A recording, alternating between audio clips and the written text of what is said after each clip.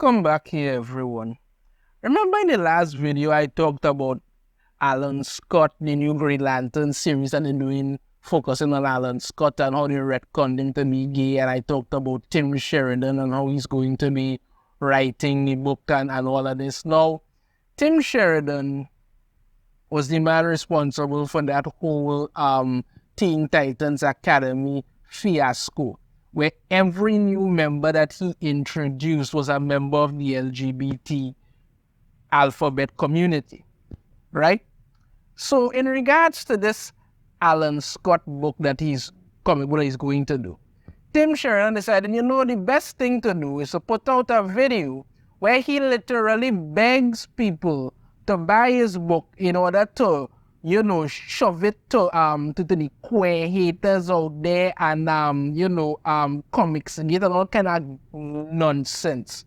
I want to go through this video that he has decided to upload for some ungodly reason. And I'm going to just, you really got to understand the level of stupidity involved in this, because it's baffling to the mind. So let's get into it. Hey, I'm Tim Sheridan, writer of DC's Alan Scott, The Green Lantern, and I just opened up a box of advanced copies of issue 1, which look amazing. This is the main cover, which also gets a virgin foil variant, and that's by the great and powerful David Talaski. There's also 2 other amazing variants, one by John K. Snyder III, and this beautiful portrait by Nick Robles. Now, he could have stopped right there after showing the covers, or he could have just simply said, okay, you know what? I'm showing the covers for these variant covers for this book that I'm doing. That's to get you all excited to see the artwork for these covers. The books are actually really good. You could enjoy them. That's where he could have stopped. Could have stopped right there, and he would have given it a pass and said, okay, no problem, Tim Sheridan, you're showing us the covers. They look really good. We should get excited for the book. Okay. But no, he didn't stop there. He decided to go on. And the more he continued on, the dumber it got. I am here to ask you a favor. The book comes out next DC Tuesday, October 24th, but already the haters and the queerphobes are out in force. So already the haters and the queerphobes are out in force, you understand? Because it could never be that people just don't like what you're doing. No, it could never be that. The haters and the queerphobes are out in force, because that's how you talk to your audience. That's how you talk to your fans. You automatically call them haters and queerphobes, right? That's how you start off. Like I said, it just keeps getting worse. Doing everything they can to see that this book tanks. They use code and they make it sound like they have legit problems with a book they haven't read yet. What code are they using, Tim? Exactly what code are they using? I don't understand. Is there some kind of hidden message or something that they're doing? Is people coming out and saying, these books are garbage because the writing is terrible? All you're doing is just pushing a bunch of queer propaganda by completely ignoring the stories. Is that somehow code? Is that what you're saying here, Tim? Because you already come out and attacking the fans and calling them haters and queerphobes, and now you're coming out and say that they're using code. What code are they using? Could somebody tell me what this code is? Because if your book is shit and people say that, that's not code, that's honest feedback. But you don't want that. Instead, you want everybody to believe, people who don't like these terrible books are doing so because they're all a bunch of queerphobes and this and all the other. Rather than you take any responsibility for your book being shit. Let me stop right there for a moment. It's not that people have a problem with a book that they haven't read yet. It's that people know exactly what the book is going to be about. They need only look at your track record and the track record of these other morons who are being hired by DC and Marvel to push propaganda. This is the same man, as I said, who wrote Teen Titans Academy and actually had a puppet, right? A ragdoll puppet that was brought to life. Wasn't somebody who was turned into a ragdoll. No, a ragdoll puppet that was brought to life, you know, arguing and telling somebody how they're misgendering them and all of this shit. Why? Because that's what you're pushing. Every new member that you introduced in the Teen Titans Academy was some member of the alphabet community, and you actually had a puppet, a ragdoll puppet, barking at people that misgendering them is terrible. They're a freaking puppet. What? No, this is what you were doing, and then you turn around and say that, you know, oh, they have a problem with a queer hero being in the upper echelons of DC. No, Alan Scott has never been in the upper echelons of DC. Okay, maybe he's referring to the Green Lantern character on the whole. You understand? Because yes, Green Lantern is an important character when it comes to DC Comics. Alan Scott is not somebody people actually think of when they think of Green Lantern. You understand me? They think of Hal Jordan, John Stewart, Kyle Rayner, you know, people like that. That's what they think of. They don't think of Alan Scott. You had an opportunity to change that by writing a damn good comic and exploring this character and do something really amazing with him. But no, you're out there putting out a bunch of queer bullshit and then coming out here to beg people to buy the book because why? Anybody who doesn't like it are a bunch of queerphobes who are using code that apparently only he could decipher to bring down a shitty book. That's what it is. That's what it is.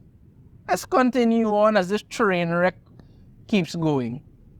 But the truth is, they just don't like that there's a queer hero in the upper ranks of the DCU.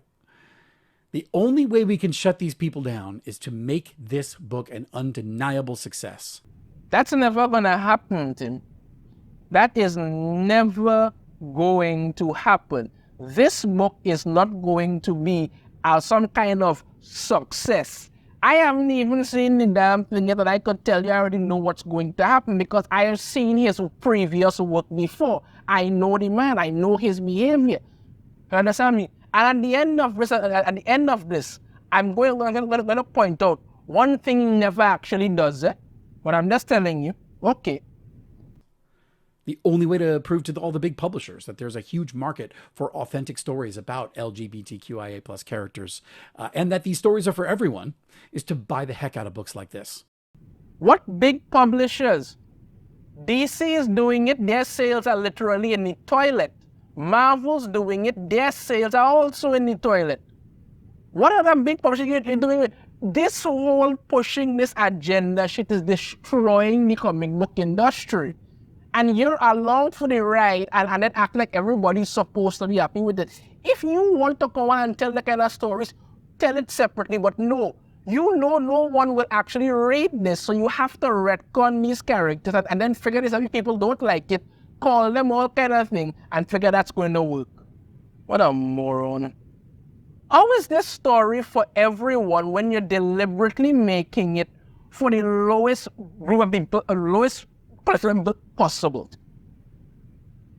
They would have you believe that, you know, there's like this 97% of all people around the world are queer, when in fact it's like less than 1%.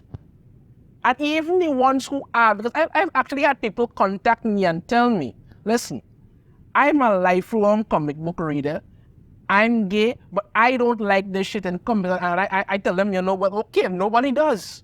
Nobody does. You are literally going after an audience that does not exist. But you're already telling everybody, these stories are for everyone. Who wants to sit and read a book where every page some man dragging up tongue with some next man? Nobody. People just want to read good actual. So this is why manga keeps kicking your ass, because you're not making it for everyone. You're trying to force it on everyone. That's what you're doing. This one's only 6 issues, and each one has a few variants. So I'm asking, if you have the means, buy them up. Buy extras to give to people you think really need to read it. Only 6 issues because, even DC has no faith in this shit whatsoever. And you're begging people to buy it up, buy extras, give it to people. Who are they going to give it to? Who wants to read this? It's not a damn good story, well and fine, but who wants to read this? No. Nobody wants to read this. Now, you might say this sounds like a great way for Tim Sheridan to make a bundle in royalties. Well, no, I won't make a penny because every single royalty I receive from these 6 issues will go straight to a charity that's very important to me and that I've supported for a long time, the Elton John AIDS Foundation, which works to prevent HIV stigma and provide compassionate care for all communities.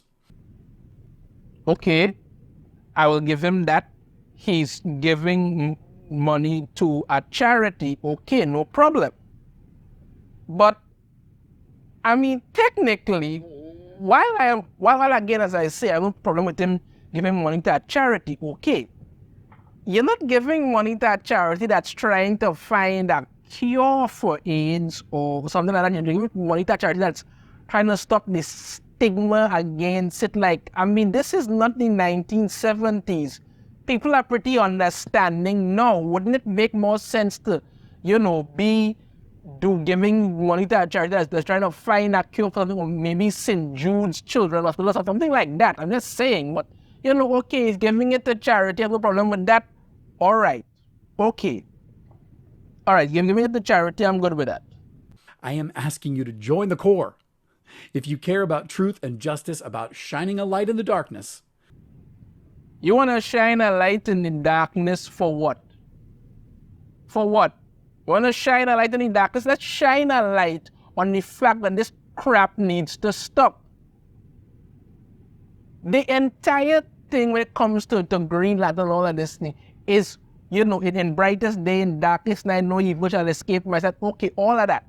Now, that just for Green Lantern. As I say, Alan Scott's powers are kind of different. So, but in regards to that, why are you acting like this is something to be, worried about? I don't know. I don't know. This you're begging people to buy a book to try and dunk on the queerphobes out there, because that always makes sense to attack your fans. Yeah.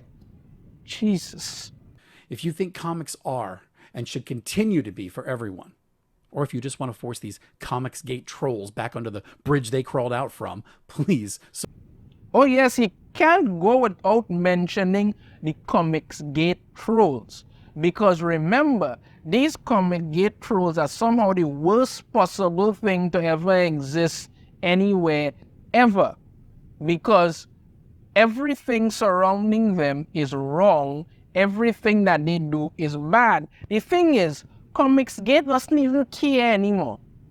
The entire thing is revolving around Comicsgate, where Tim Sheridan and others try to make Comicsgate out to be some kind of boogeyman hiding in the closet to deal with them.